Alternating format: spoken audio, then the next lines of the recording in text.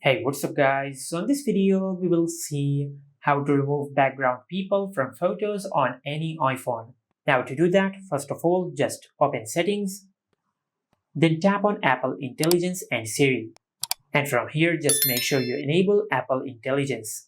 After you enable Apple Intelligence on your iPhone, then go to your home screen and open the Photos app. Now from here, just open a photo from which you want to remove people from the background. Now just tap on Edit, and from here just tap on the eraser icon. Now after you do that, Apple Intelligence will scan the photo and it will look for people in the background. Now as you can see, it has detected some people in the background. Now to remove the people in the background, just mark over the people which you want to remove, just like that.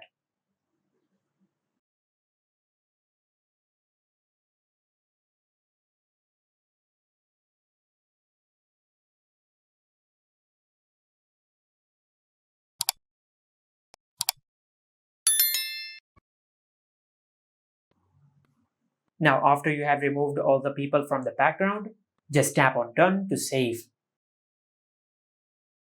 And this is how you can remove background people on photos on any iPhone.